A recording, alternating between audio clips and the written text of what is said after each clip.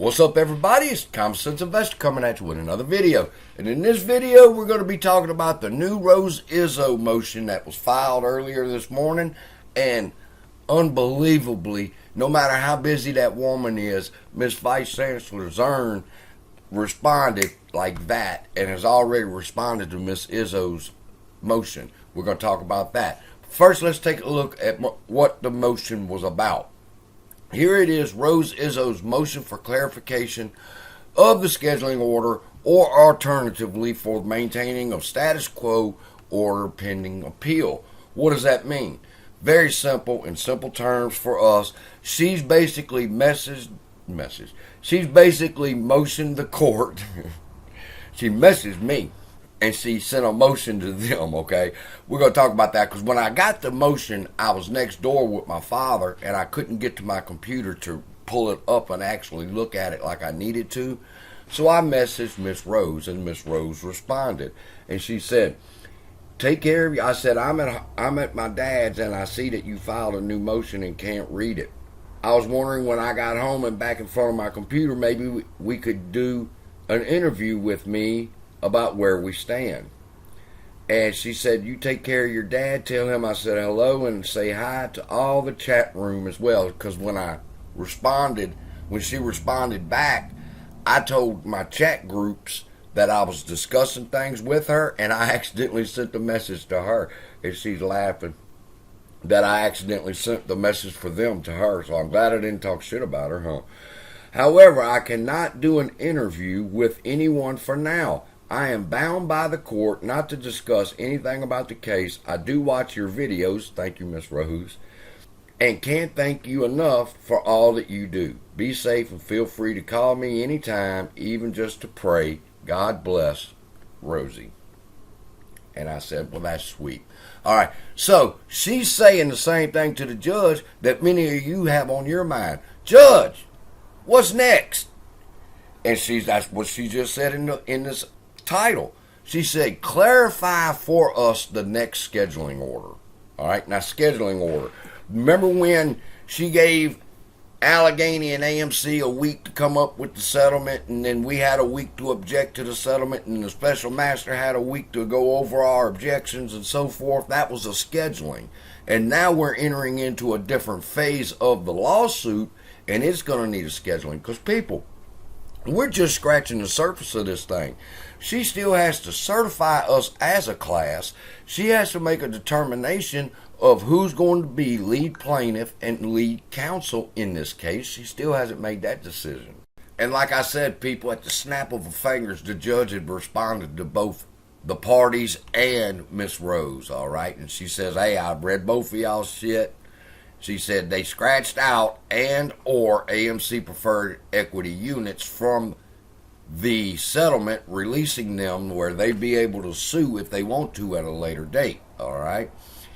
And a letter to the parties requested that the court approve the settlement on the revised terms, all right? That means Allegheny and AMC scratched that from the settlement, and then they asked her to approve it. They just totally ignored all the other problems that she said she had, all right? And they're asking her right here to approve the settlement on the revised terms, all right? Here she establishes that the parties argue additional notice need not be provided prior to the settlement approval because the changes to the proposed settlement do not adversely affect the class. All right, now if you will remember, just yesterday, I put out a video that was called I Object. Can you object to the new settlement? I was responding to some questions that I had. That simply because Allegheny and AMC changed the settlement, would there be another opportunity for objections? And I made that video and told y'all no. As long as it goes in the favor of us, you don't have to be re-notified. But she clarifies down here that all letters and motions and anything to do with this court case should be posted on the websites for AMC Entertainment and Plaintiffs' Counsel no later than 8 o'clock Eastern today. All right? So she's saying you don't have to send out new postcards. we're not going to have another objection period, but you will file this on your websites, both AMC and the plaintiffs. Okay? Then she gets down and she explains to everybody that this is not a final determination of whether the settlement should be approved. All right? And by that, she's saying she didn't say that the settlement is completely over. If they make the adjustments that she's wanting, she could still have a settlement instead of either dismissing it or taking it to trial. All right? So right here, she's saying, slow down. I didn't say that we can't have a settlement. They just have to fix the problems that they have. All right? Just like I told y'all. The opinion pointed out the release was unsound and could not be approved, and encouraged the defendants to weigh the risk of the narrow release, which means she was simply pointing out to them, in her opinion, that, hey, I can't approve this. You're harming the ape class. And so they sent in a new one, blah, blah, blah. If the parties did not choose that path, the opinion directed the parties to submit a consolidated complaint, a task they should have accomplished weeks ago. Spanking that ass. This request did not lift the stay imposed by the May 1st scheduling order. So basically she's saying that her decision is not lifting this status quo. And now she's going to get into the fact of, well, should I leave the status quo in place during appeals? And there's certain things that she has to know about that. Like right here. That is all the guidance I can offer today. I ask the parties to submit the following. Notice of business needs on the horizon. The defendants represented that they need a decision before the capital markets go quiet in August. That means in August is when a lot of people go on vacation and there's not a lot of trading going on. So this has to be done by August, or they're not going to get the full potential of the market when they're trying to sell new AMC shares.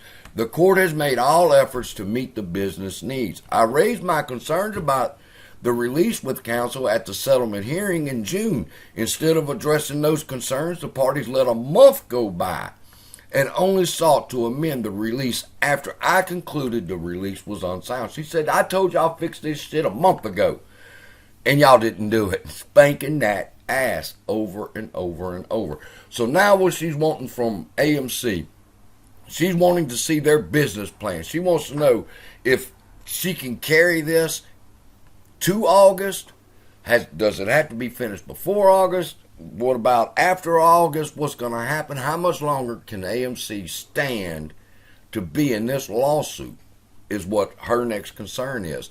And she's asked them for that information, and they've refused to give it to her. She said, y'all going bankrupt. Prove to me you're going bankrupt. Prove to me in the discovery that AMC's near bankruptcy, and they didn't do it. And now here she's telling them again, you didn't do this shit a month ago. Now I'm telling you again, you still ain't done this. I want to see a business plan so I can make a determination on how long we could stretch this thing out so that we don't harm the business. So there's your update. That's where we're at. And I'll be doing a couple more videos. I got to do a XLM and XRP video, people. The floor fell out of that son-of-a-bitch, and I got an update for y'all coming on that. So with that, love y'all, be blessed, and I'll see you in the next video.